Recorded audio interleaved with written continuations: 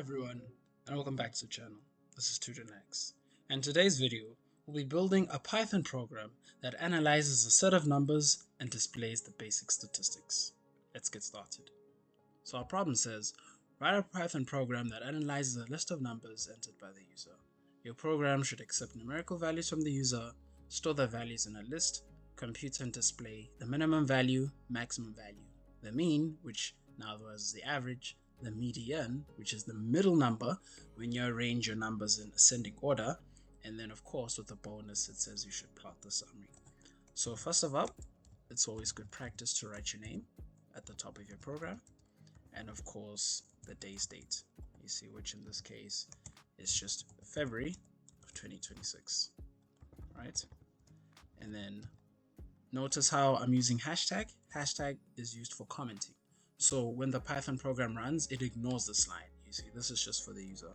So the first thing we're going to do is we're going to import our matplot library dot pyplot, right? And the reason we're doing this so that it allows us to plot our box plot, you see. So we're going to import this and we're going to use it as PLT, you see. And then after that, I'm going to enter a line for the user to enter. So I'm going to say my user input is going to be equal to the input, right? And in this case, this is where I can enter what is displayed, you see. So I'm just going to say enter your numbers, comma separated.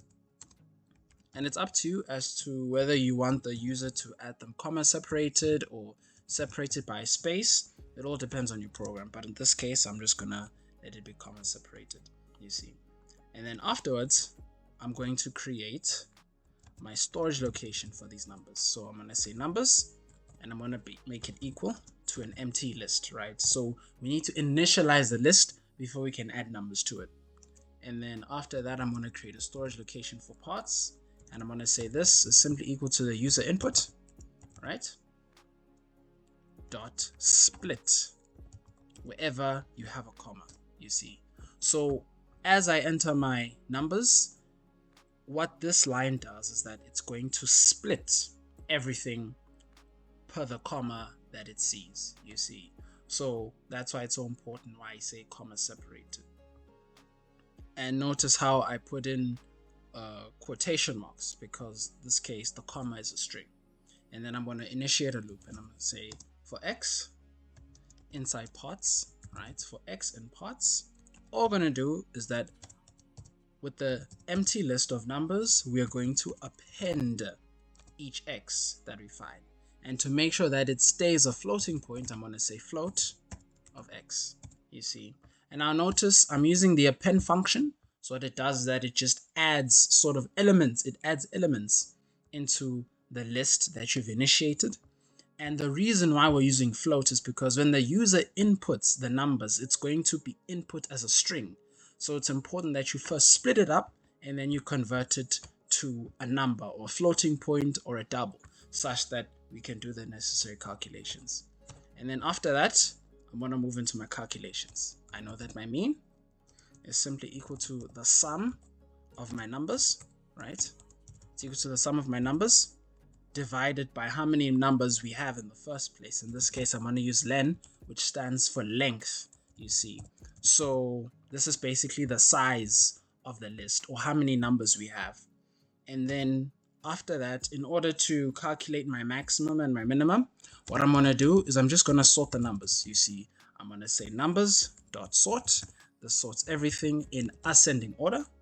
And then I know that my max is simply equal to of my sorted list numbers, and I'm going to use my position -1, right?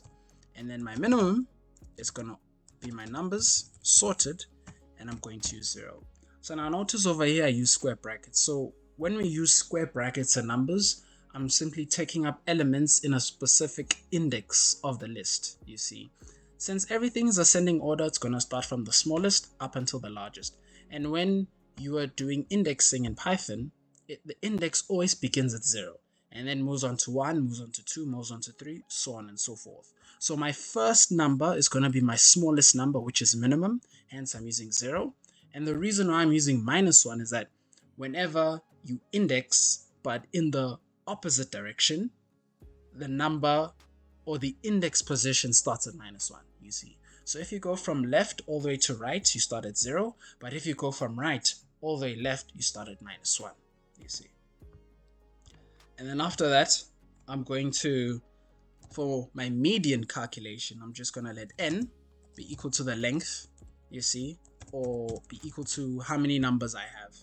And then if n modulus 2 is equal to 1, right, then we know that the median, or let the median be equal to the numbers, right, using my indexing of n double / with 2.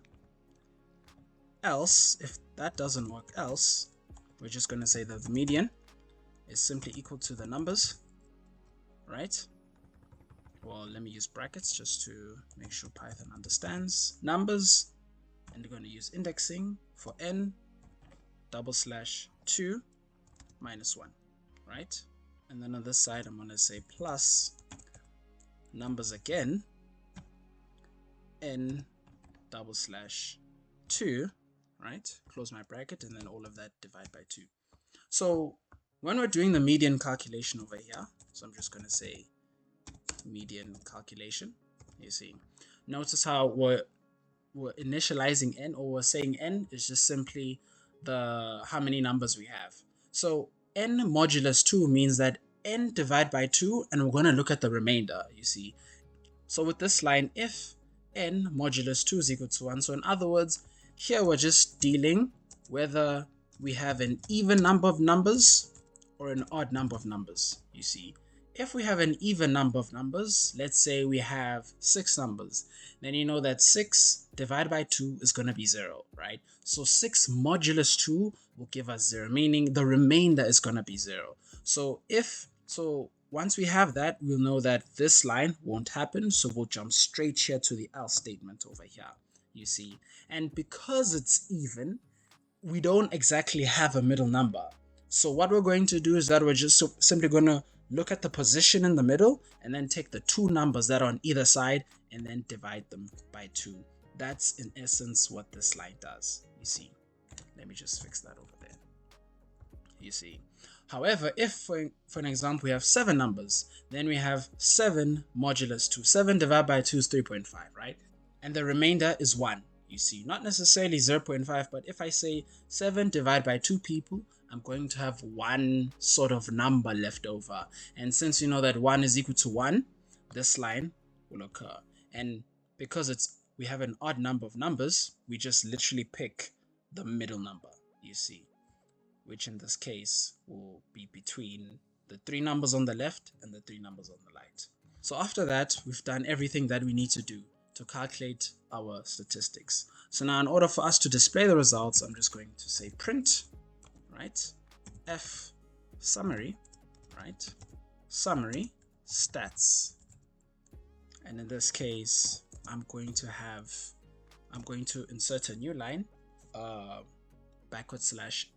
which means that it's going to, as it displays, it's going to give me a new line, and I'm going to have mean, right, my mean. In this case, I'm just going to add my mean because I already created it over here, right? And then I do the same for everything else, you see. Space /n, I'm going to have my median, like that, with my curly braces, median, and then I do the same thing, /n, I'm going to have my max, and then my curly braces with my max, and then finally, I space /n, I'm going to have my minimum with my curly braces, my curly parentheses minimum, and then of course use your quotation marks and close there, you see.